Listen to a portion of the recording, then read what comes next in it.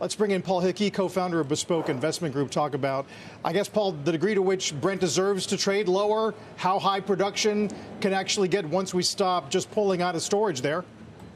Yeah, no, I mean, I think the news out of what we saw in Venezuela over the weekend it serves the potential to increase supply going forward.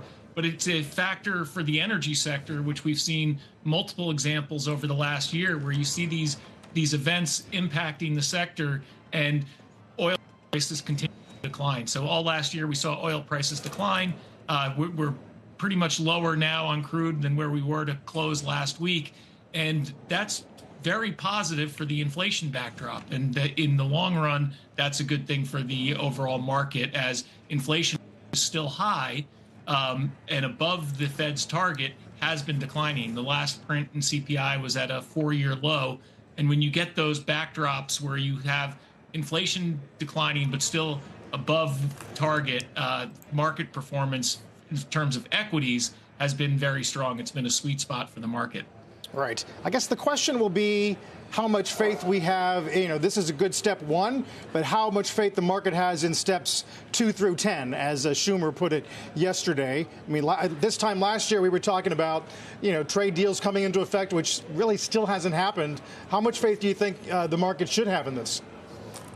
So I think, as far as the tariff situation, I think we're past the worst in the worst headline risk in tariffs, and so we're going to be moving on from that.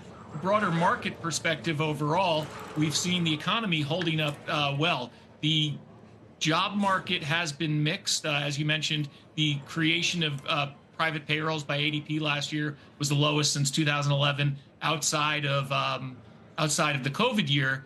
But as Sarah was mentioning, the government shutdown was a negative on the economy and a short-term headwind. And as we've moved out of the shutdown, we've seen a rebound in these economic indicators. Jobs numbers, the employment component of the ISM services report today was very positive. The ISM services headline was positive, and prices paid saw a modest decline. So I think what was really concerning during the shutdown was the negative impact on consumer stocks. But as the economy, or as the shutdown ended and the government workers got back to work, we've seen these consumer stocks rebound, and I think that's going to be a positive sector to look at in the year ahead here.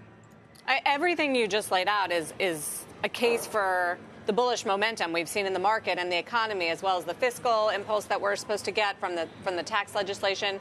But all of it also theoretically decreases the chances that the Fed cuts rates. How much is that embedded in the bullish forecast?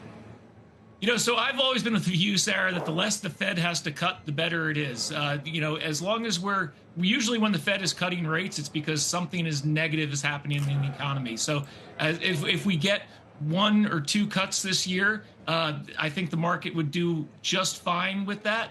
And that would be because inflation is lessening and those impacts are declining. So I'm not really all that worried about multiple Fed cuts down the road this year. What we really want to see is the economy doing well, and we're seeing signs of that going forward.